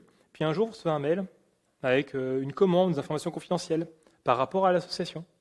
Parce que la personne qui vous a contacté n'a pas vérifié que vous étiez toujours dans l'association. Donc oui, à une époque, vous étiez bien la bonne personne, mais aujourd'hui, vous n'êtes plus la bonne personne. Ce problème-là, on l'a sur Internet. Un serveur, à un instant T, peut héberger, et encore plus avec le cloud, peut héberger un service bancaire, mais dans 1 an, peut-être que ce même serveur, avec cette même IP, ce même hébergement, hébergera un service tout autre. j'ose espérer que les certificats seront mis à jour et que les certificats qui n'ont plus raison d'être auront été révoqués. Ça, c'est l'aspect validité. Et puis l'aspect de confiance, c'est est-ce que ce serveur, je peux à peu près lui faire confiance? Oui, c'est bien la personne à qui je pense, mais est-ce qu'on peut lui faire confiance d'une manière ou d'une autre? Est-ce que quelqu'un a vérifié un minimum qu'il était sérieux? Avec être sérieux qui peut prendre un panel de valeurs énormes entre je prends un certificat qui me valide avec des assurances très avancées, des garanties, ça c'est quand vous payez vos certificats plusieurs milliers ou dizaines de milliers d'euros, à ouais c'est bon, tu possèdes le nom de domaine, Let's Encrypt, typiquement c'est ça, ouais c'est bon, tu possèdes le nom de domaine, je te fais ton certificat. C'est exactement pareil. En tout cas, cette question-là. Et ces deux questions-là ont deux réponses différentes. La première, c'est la connexion. Oui, et donc un exemple, on va reprendre Alice, qui va se connecter à un serveur. Alors comme le disait Pierre, si on se connecte au mauvais serveur dès le début, là c'est pas de peau, quoi. On peut plus sécuriser quelque chose qu'on a mal initialisé. Pour l'aspect connexion, en tout cas. Voilà, pour l'aspect connexion. Si on va sur Amazon avec un point, je me fais hacker, je suis désolé pour vous. Mais si on va bien sur Amazon.fr, donc dans ces cas-là, en fait, Amazon nous envoie leur certificat. Alors là, Amazon nous envoie leur certificat, mais comment je peux garantir que ce certificat, il a bien été émis par Amazon? En fait, donc on va valider le certificat. Donc c'est ce qui va nous permettre de le définir. Et donc c'est l'autorité de certification en fait, qui sont des autorités de certification qui sont connues et qui sont sur nos postes et avec lesquelles on va pouvoir valider en fait ce certificat. Parce que et donc non, je sais plus. Non, ce que j'allais juste dire, c'est que sur tous les ordinateurs que vous avez aujourd'hui, vous avez des centaines d'autorités de certification. Donc d'autorités de certification qui sont connues. Donc dès aujourd'hui, vous sortez votre PC. Ça. Par contre, d'un point de vue sécurité, il est extrêmement important de mettre à jour ces autorités de certification. Parce que, pourquoi? C'est-à-dire, peut-être qu'un jour, une autorité de certification va faire complètement n'importe quoi. Et va se mettre au hasard à valider, à dire oui, c'est la bonne personne, un document qui a été émis par, on va dire, un pays qui a un immense firewall autour de chez lui, et pour se faire passer pour Google, par exemple. Toute ressemblance avec des vraies choses et des vrais routiers qui auraient fait ça et qui seraient fait bannir est tout à fait fortuite. Toujours est-il qu'il est important de mettre à jour ces listes d'autorités de certification parce que, comme pour le reste, on peut perdre la confiance. C'est une question de confiance là-dedans. Exactement. Et donc, on va avoir donc effectivement une date de validité en fait de ce certificat pour éviter qu'on soit certifié ad vitam aeternam étant Amazon.fr alors que peut-être un jour ça changera. Et autre chose aussi, je vais finir de dérouler ça puis je reviendrai dessus après. Donc une fois qu'on a validé ce certificat, Alice va générer une clé privée qu'elle va envoyer au serveur d'origine. Et donc ensuite, c'est ce qu'on appelle la clé de session. Donc et là, c'est bien du chiffrement symétrique. Donc on va avoir une clé et une connaissance qui est commune entre les deux entités et qui est la clé privée. Donc en fait, l'HTTPS va être là pour initier cet échange de clés de session de façon sécurisée.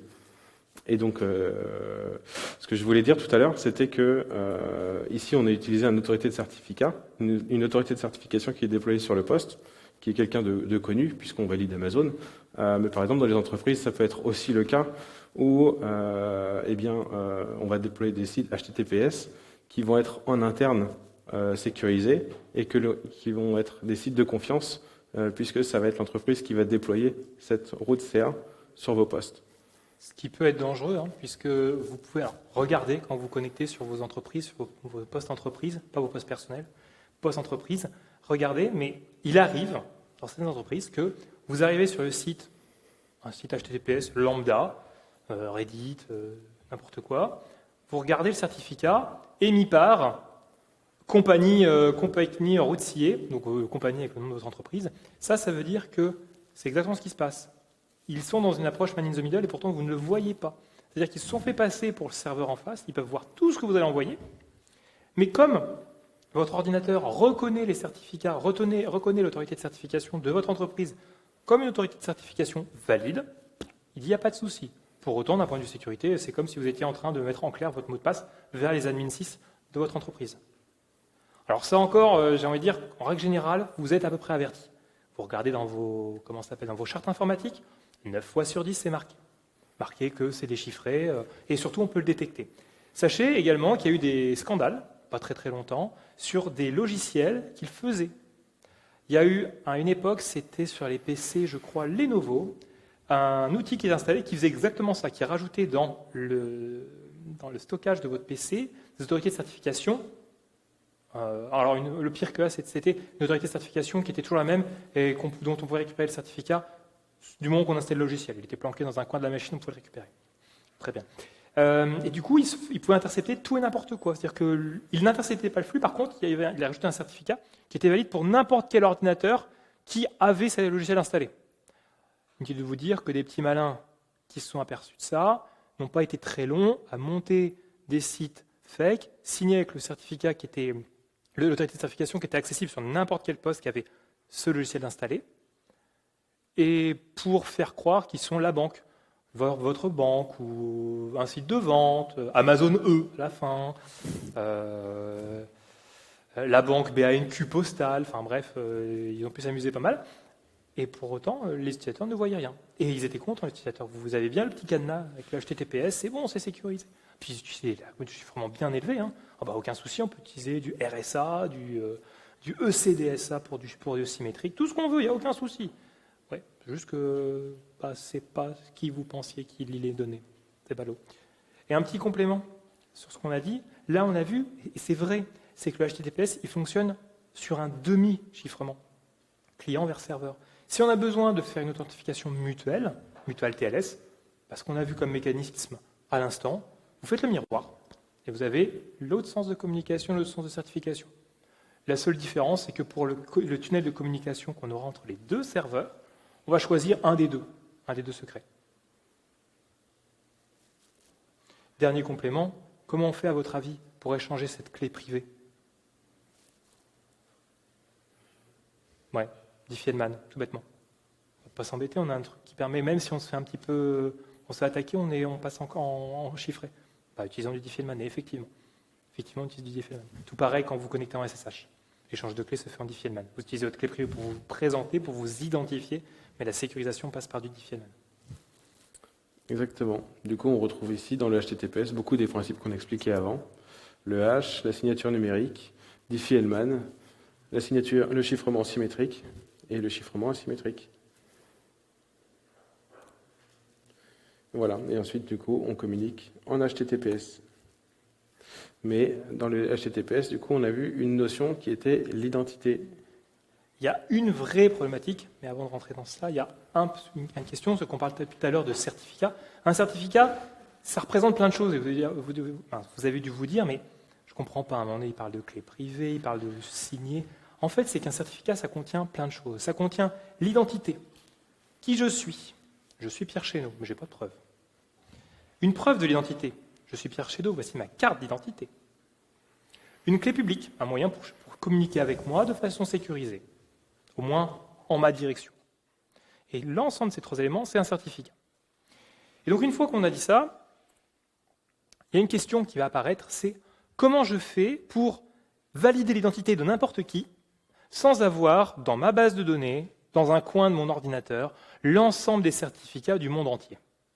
C'est un vrai problème, c'est que vous avez des millions, voire des milliards de serveurs, des millions, voire des milliards de sites web, des millions, voire des milliards de personnes. Comment faire pour ne pas avoir à stocker des millions, voire des milliards, voire des centaines de milliards de certificats ? La réponse à ça, c'est ce qu'on appelle la chaîne de confiance. La chaîne de confiance, chain of trust. L'idée, c'est quoi ? C'est de se dire, on va se mettre d'accord sur une autorité, donc on a dit une autorité de certification reconnue, routier, autorité de certification racine de confiance, et à partir de ça, on va générer un certificat personnel qui contient quoi ? Qui contient votre clé publique, votre identité, et un moyen pour dire c'est bien moi. Mais ce moyen-là, à ce moment-là, il vous est propre, mais c'est tout, personne ne l'a validé. Vous allez ensuite demander à une autorité de certification racine de confiance de valider cette information, de mettre une preuve de sa part que vous êtes bien qui vous prétendez. Et à partir de là, vous avez tout ce qu'il faut pour communiquer. Et comme on peut le voir de façon un peu plus physique, un peu plus pratique que de la théorie, j'ai ici des magnifiques tampons. Et je vous présente une magnifique autorité de certification racine de confiance en la personne de ce magnifique tampon Babar. Tac, on passe en caméra. Oh là là, incroyable, la caméra qui marche, je te laisse la caméra, ami. Alors, je vous présente donc l'autorité de certification racine de confiance du Brescamp. Il s'agit de Babar. Voilà, j'ai un magnifique tampon Babar. Hein, vous admirez, j'ai piqué ça à mon fils. Et avec ça, avec des tampons, nous allons construire une chaîne de confiance. Donc la seule chose que je vais vous donner aujourd'hui comme information, c'est, lorsque vous voyez quelque chose avec tampon Babar, ce qui est marqué dessus est vrai. C'est tout. C'est la seule chose que je vous demande d'admettre. En gros, je viens d'installer chez vous, dans tous les membres de l'Assemblée, une magnifique autorité de certification racine de confiance dans votre ordinateur, en fait, une confiance commune. Maintenant, je vais mettre quelqu'un à contribution. Est-ce que tu aurais ton stylo ? Oui, Mathieu. Merci. Alors, qui est-ce qui veut participer ? Qui a envie de faire un peu de... Promis, c'est pas compliqué. Oh là là, allez, merci beaucoup. Tu t'appelles comment ? Merci Romain. Hop. Alors, je vais te demander d'écrire une phrase, n'importe quoi, une anecdote, ce que tu veux, une blague, m'en fiche. Ça peut être j'aime la crypto, ça peut être... Vas-y.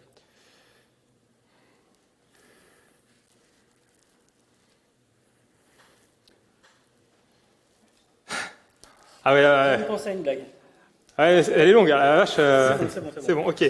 C'est Toto qui fait de la crypto, super. Donc voilà. De la crypto-auto. La crypto-auto, oui. Ça s'appelle Romain, c'est ça, hein ? Ouais. Romain. Donc voilà. Et là, je prends le message, je suis Internet, et je vais le délivrer à quelqu'un en disant, bah voilà, c'est Romain qui l'a écrit. Voilà, donc voilà, je t'informe, je sais pas comment tu t'appelles.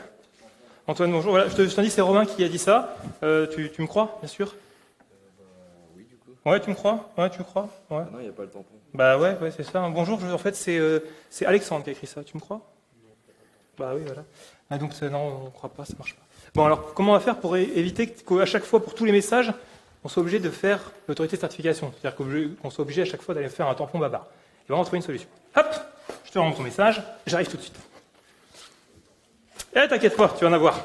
Tu as bien fait de participer. Hop. Je t'invite à choisir ton sceau, en fait, à construire, à prouver ton identité. Vas-y, choisis un certificat, tu tamponnes ce document. J'arrive, je reviens. Je vais te prendre quelque chose.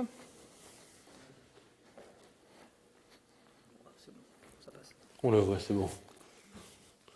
C'est bon ? Ah, c'est beau. C'est Céleste que tu as choisi, magnifique. Céleste avec son Très bon choix. son bébé.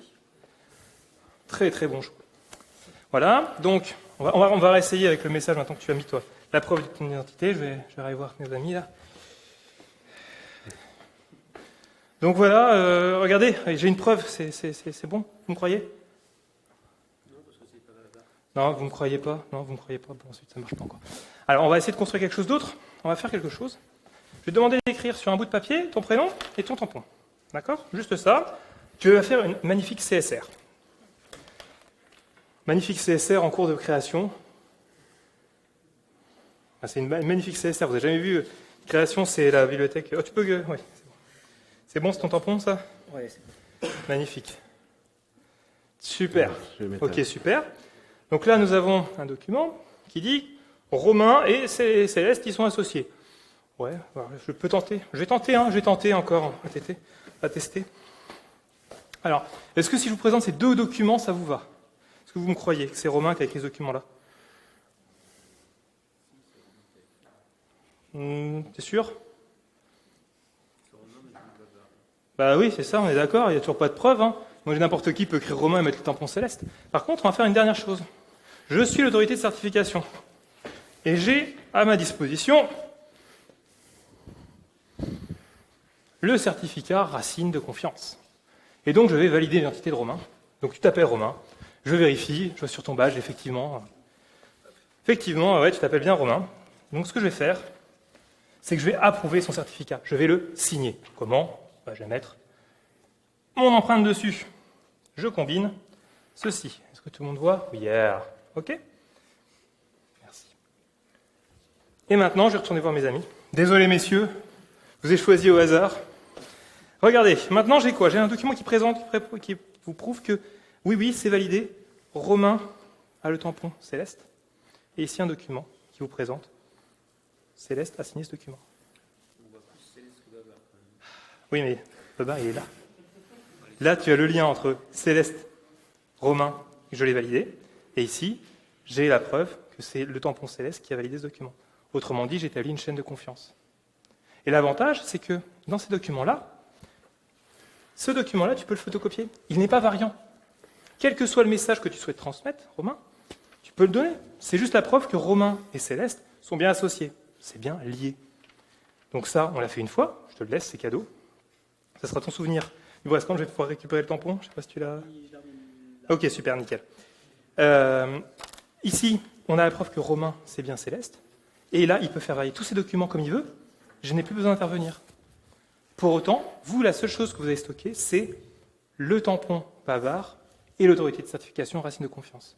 Et donc voilà comment on met en place une chaîne de confiance. Voilà comment on évite de stocker des millions, voire des milliards de certificats sur nos PC tous les jours.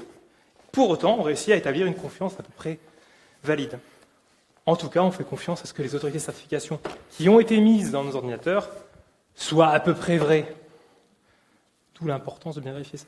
Et sachez, au niveau des autorités de certification, que c'est fréquent que des certificats soient révoqués, même pour des autorités de certification racine de confiance. Ça arrive fréquemment. Si vous avez envie de voir un peu ce qui se passe, l'idéal, c'est d'aller voir sur le site de Mozilla, Mozilla Dev. Il y a un espace où il publie à chaque fois qu'il révoque des certificats. Alors ça peut être parce que des certificats ont fuité, parce que des certificats ont atteint leur date de limite de validité, ou ça peut être parce que des certificats ou des autorités de certification racine de confiance ont tamponné, ont validé n'importe quoi. Et ça, on le voit tous les jours. Enfin, presque tous les jours, peut-être pas tous les jours. Pardon, oui ? Oui. Alors, si elle peut. Elle peut, je n'ai pas de moyen de le faire avec mes tampons, mais elle peut effectivement le faire. Comment ? C'est pas très compliqué en réalité. Elle publie sur une liste à côté, en fait, si je peux le faire. Elle va publier quelque part une liste qu'elle va signer elle-même. Je vais prendre mon tampon. Tiens, tu peux t'arrêter avec la caméra, tu peux venir me voir. Ce qu'elle va faire, c'est qu'elle va prendre une photocopie. Je ne vais pas le faire parce que sinon, je serai obligé d'avoir une photocopie de ton document qu'elle va venir publier sur une page qu'elle va signer en disant « ce certificat est révoqué ». Et charge à chaque utilisateur d'aller consulter régulièrement auprès de l'autorité de certification la liste des certificats qu'elle a révoqués. Alors, j'ai pas le tampon Céleste, mais je pourrais le reprendre. Il est où, le tampon Céleste ? Il a été rangé, évidemment. Hein. Vous êtes dur, hein. Milieu, ouais, je vais retrouver. Ouais, je l'ai. Merci. Hop là, je fais la boîte. Pouf. En gros, sur une liste, on va avoir le tampon Céleste. Et moi, je vais avoir certifié la page en disant cette page indique tous les certificats que je ne veux plus valider.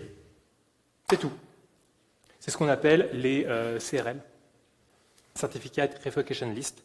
Et si vous voulez voir où est-ce qu'elles sont, c'est pas très compliqué. Vous prenez n'importe quel certificat sur votre poste, vous faites clic droit, vous faites propriété, et en fait, dans les attributs qu'il y a, à un endroit, il y a CRL, l'URL du CRL, qui est un site web où l'autorité de certification publie les certificats qu'elle ne reconnaît plus. Donc on peut révoquer. Les différents cas où un certificat peut être révoqué, évidemment, j'ai pris un cas simplifié avec les tampons. J'ai pas autant de tampons que ça, et sinon il faudrait des heures et ça serait trop compliqué à comprendre. Mais on va pouvoir révoquer sur différents critères. Donc il y a la révocation explicite, le cas du CRL. Il y a la révocation implicite après la date de péremption. Et puis il y a tous les cas un peu particuliers du genre, le certificat peut dire « il s'agit bien de Romain, mais uniquement s'il vous présente un document écrit. » Et pas, il ne peut pas s'en servir pour aller quelque part, rentrer quelque part. Un certificat peut avoir une liste de choses qui l'autorise à faire. Donc ça peut être, j'ai le droit de signer un document, j'ai le droit de chiffrer un document, j'ai le droit de m'authentifier. Bref, on peut limiter, je ne connais pas la liste complète, en tout cas, c'est effectivement possible. Et donc, dans ces cas-là, le certificat reste valide, juste que pour le cas d'usage, il est refusé.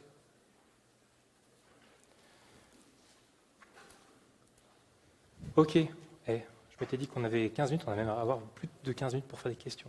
Est-ce que vous avez des questions, des remarques, des interrogations Ouais. Sur la réputation du certificat, Ouais. on a un certain nombre de certificats qui donnent de dire aux personnes Oui. mais la QFTOT, Oui. je ne sais pas. Alors, c'est à la charge de celui qui valide le certificat. Effectivement, c'est bien à la charge de celui à qui on présente le certificat. Donc, tout à l'heure, c'était Thomas et... Non, c'était qui Thomas et j'ai plus. Kevin. Non, c'était pas Thomas et Kevin, c'était vous deux, je ne sais plus vos prénoms. Ah oui, Antoine, c'était Antoine tout à l'heure. Ça aurait été le travail d'Antoine d'aller voir ma liste ici, qui est à disposition, pour voir si le certificat de Romain a été révoqué ou pas. Alors, les bibliothèques qui se chargent du chiffrement, de l'authentification, le font de façon automatique, mais c'est une implémentation de leur côté. C'est-à-dire que si on, par exemple, le cas un peu idiot, c'est si on prend le cas d'un serveur qui pourrait être sécurisé, on a coupé tous ses flux sortants. Dans ces cas-là, les CRM ne sont pas consultés. Donc, Ça veut dire que si les flux ne sont pas coupés, oui. ça veut dire qu'il y a l'autorité d'authentification qui a Oui. signé le certificat Oui. qui va pouvoir être contacté à chaque échange Alors, ou pas. alors, Donc, s'assurer que en fait, ça dépend de ton niveau de risque. Tu peux tout à fait demander à le faire à chaque opération. En réalité, ce qu'on fait, c'est qu'on fait plutôt de la mise en cache. On va interroger l'autorité de certification de façon périodique, tous les jours. il y a pas un mécanisme de synchronisation périodique. Normalement, ouais. Mais c'est pas obligatoire. Dans l'absolu, c'est pas obligatoire. Là encore, c'est charge à la bibliothèque, enfin l'application qui fait confiance au certificat, de choisir en fonction de son modèle de risque. Je vais interroger la CRL à chaque interrogation, ou je suis un peu plus permissif, peut-être tous les jours, je me base sur un cache. Quand je vois un certificat pour la première fois, je vérifie tout de suite et je mets en cache qu'il est valide. Et je vérifierai dans une semaine, un mois. C'est un peu chacun fait comme il veut. Mais il y a cette possibilité de vérifier que c'est révoqué. Mais effectivement, je pense qu'il y a une question sous-jacente, c'est est-ce qu'il y a une période entre le moment où je révoque et le moment où le certificat sera effectivement plus utilisable? Oui, effectivement, il y a une petite période si on fait la révocation explicite comme ça, oui, tout à fait.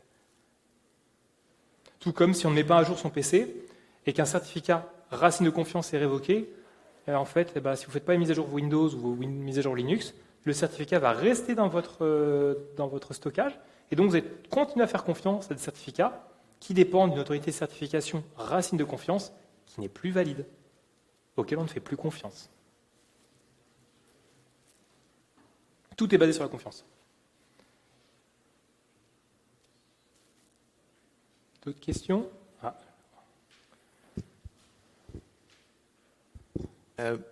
Qu'est-ce qu'il y a d'autre comme modèle? Je pensais par exemple à PGP, OpenPGP, Ouais. comme chaîne de confiance qui ne nécessite pas un tiers, parce que, comme vous l'avez évoqué, c'est faillible. Oui. Ça a été prouvé faillible plusieurs fois. Oui, complètement. Ouais. Pourquoi continuer avec un système d'autorité centralisée? C'est une très bonne question. Je ne sais pas pourquoi on continue avec ça. Après, c'est aussi que les alternatives sont, en général, plus complexes à mettre en œuvre et nécessitent un peu plus de mise en place. Si je prends l'exemple de PGP, il faut trouver des personnes qui vont accepter de signer son propre certificat. Et donc, de trouver des PGP parties où des gens vont dire ok, tu t'appelles comment? Ouais, ok, on papote, on prend un café, ok, je fais confiance à ton certificat et je signe ton certificat et donc je te reconnais. Donc ceux qui me reconnaissent déjà te reconnaîtront également. Mais ça veut dire qu'à un moment donné, pour rentrer dans le groupe, pour rentrer dans ce système de trust partagé, il faut réussir à se voir physiquement. Ce qui est faisable sur du PGP, mais d'un point de vue échelle mondiale, c'est beaucoup plus compliqué. C'est beaucoup plus compliqué. Mais... Ah bon? Oui, tout le monde connaît quelqu'un, mais réussir à ce que le certificat soit propagé suffisamment loin. Et autre inconvénient aussi, c'est qu'à chaque fois que tu signes un certificat PGP, il grossit un petit peu. Pas de grand-chose, mais il grossit un petit peu. Si tu le fais à l'échelle mondiale, ton certificat, il va faire 15 mégas pour juste valider. Ouais. Oui, non, je comprends, ouais.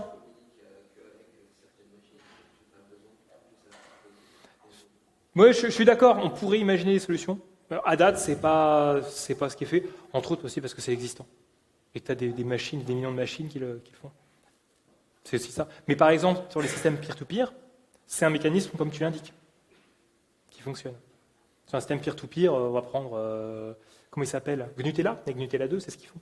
C'est qu'on se connecte la première fois, on génère un certificat, puis les pairs à lesquels on se connecte, bah, en fait, vont nous reconnaître, et une fois qu'on a été reconnu suffisamment de fois, on est reconnu de proche en proche.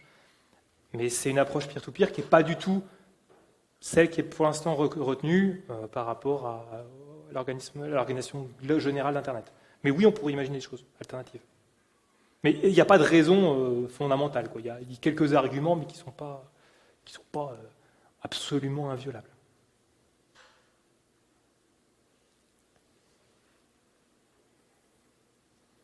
D'autres questions? On a le temps, hein. D'autres remarques, hein, ça peut être ça. Hein. Oh là là, on vous a assommé? On vous a tué?